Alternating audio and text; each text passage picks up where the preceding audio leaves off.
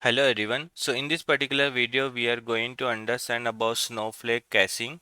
So what is a caching? What is the use case? What are the different advantage we have using a caching? What are the different types? Everything we'll try to understand in this video. Let's understand what is caching. Caching means Snowflake store previously used data or result so that future query will run faster. Suppose you are running same query again and again. Suppose I'm writing select star from a specific table. Now this query first time when you will run, suppose it's taking 30 second. Now when you will run the same query again, right, you will see this query is getting completed in a 5 second itself. How these all the things are happening? Because of the caching. Because of the caching. What Snowflake does, whatever the previously executed query or result, right, that actually it tried to store. It tried to store in the temporary storage, and when you will next time when you will run the same query, right, from that temporary storage, it will fetch the data and it will give you the result faster. That is nothing but a caching. What is a caching? Caching is a temporary store that keeps frequently accessed data so it can be retrieved faster the next time whenever it is needed. So first time when you are running it is taking 30 seconds, but if you will see the second time when you are running the same thing, right, it is getting completed within a 5 second. How these all the things are happening? Because of the caching concept. Caching means Snowflake store previously used data so that future query run faster and cost less. Snowflake has three type of cache. One is the result cache, second is the local disk cache or warehouse cache, and the third is the metadata cache. Now let's try to understand one by one. Now first is the result cache. Let's understand. And suppose I have a one query. This is the query which I want to run again and again. So when I'm running the first time, right, what Snowflake will do? It will try to store the query result data into a cache. It will try to store the data into a cache. Now when next time when you will run the same query, right, from this cache only it will fetch the data and it will give you the response. It will give you the response from the cache itself and it will be very faster. Benefits: almost instant response, no warehouse computation is needed, no credit consumed. So these are the very important interview question also. When you are using a result cache, right, there no credit consumed if you are running the same query again and again. No warehouse computation is also required. Almost you will get the instant response. Now what is the condition you have to remember? Now if you are writing the same query, so if I am writing select star from table, so if I'm running the same query in again and again, you will see a faster response and you will you will see no warehouse computation, no credit is getting consumed. So in the case of the result cache, right, the query should be exactly same. If you are changing the query, suppose here you are writing one more like current date or something, you are changing the query, right? In that case, again the computation will happen. So that is the thing you have to remember. The query should be exactly same and the data should be same. So from this table, right, suppose the data is changed. In this case also, it will not use the result cache. So first thing is like query should be exactly same and no data should be changed in the table and you should have a same permission and this will work within a 24 hours.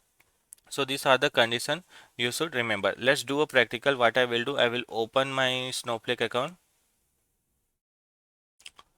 Now this is my Snowflake account. First what I will do, I'll create a new SQL file to explain you better. Here I will write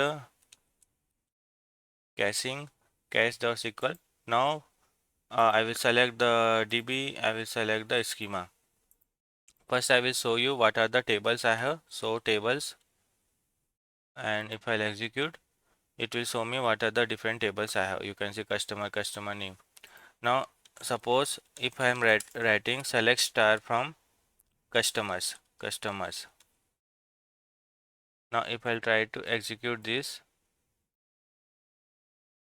when I'm running this, you can see what is the execution time. If I'll click here, right, you can see compilation it took 324 millisecond, query provisioning it took 63 millisecond, execution 230 millisecond. Means these are the query execution time it is taking. Now, when I will run the same query, right? As of now, you can see execution took 230 millisecond. Now, if I run the same query, now what will happen? You can see now execution happen within a 1 million second itself. How it is happening? Because it is using a result cache, because we are running the same query again and again, right? It is taking a data from a cache and it is giving you the result. Now again, if I run the same query, you will see within a 1 million second I am able to get that. Even though if I will as of now this is active, right? If I'll disable this warehouse, and then also if I'll run the same query, right, then also you will get the result. How? Because it will take a data from cache and it will give you the result. So if you are using the same query again and again, this result cache will work. From cache itself it will take the data and it will give you. But suppose here I am changing my data. If I am writing current date, or I am something, I have done some changes. Now in this case, if I will run the query, right, if I run the query, you can see execution again happened and 16 millisecond it is taking, because it is not taking from a cache, because we have changed the query. So for result cache, the query should be same. So that is the thing you have to remember. The query should be same, data shouldn't change, and this should work within a 24 hours. That is a result cache. I hope you got the idea. Now second is the warehouse cache. Now suppose you are using a warehouse compute WH, you will run the query select star from sales. In this case, what will happen? Data is downloaded from Snowflake storage to your warehouse SSD cache. Now when you are running select star from table, in this case what will happen? Your result, right, data is downloaded from a storage and it will store into the warehouse cache.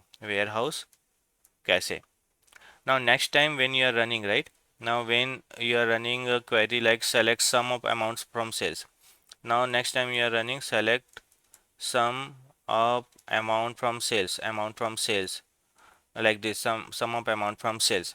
Now in this case what will happen? Snowflake may read from a warehouse cache instead of the storage. What will do? It will read from a warehouse cache and it will give you the result faster. So this is a warehouse cache. So when you are running select star from table, what will happen? From storage, it will take the data into a warehouse cache, and next time when you will run and when you will write the same similar kind of the query, or like sum of amount, or you are doing some changes, right, it will take a data from a warehouse cache and it will give you the result. What is the benefits? Here you will get a faster queries, less data scanning. If warehouse is suspended, suppose your warehouse is suspended, then the cache is clear. So that is the thing you have to remember. Let's take example. Suppose I am writing select star from sales and you are reading 100 GB. What it will do? From storage, it will try to bring the data into a warehouse cache. And now second time, if you are writing select count star from sales, right, it may use the cache data which is already available from a warehouse, and it will give you the result faster. So this is a warehouse cache. Next is the metadata cache. Snowflake store metadata information about the table, partition, file location and all. Now suppose your table contains 23 data, 24, 25 data, and you are running select star from sales where year equal to the 2025. Snowflake checks metadata and immediately so you need only 25 partitions, so it will skip the 23 and the 24 data. This is called partition pruning and it uses a metadata cache. Now, because Snowflake has a metadata information, right? In metadata, it will have information about what is your table, what is your partition. Now, if you are writing a query, select star from table where sales equal to 25, so Snowflake will know like you only need the 25 data, so it will only query the 25 data and it will give you the result. It will skip the 24, 23 data. So this how this all the things are happening. This all the things are happening because of the metadata cache and the partition pruning. So this is also another cache. So how many types of the cache we have? We have a result cache, we have a warehouse cache, and we have a metadata cache. And the important one is a result cache. When you are running the same kind of the query again and again, right, it will give you the result faster. I hope you got the idea about the Snowflake caching.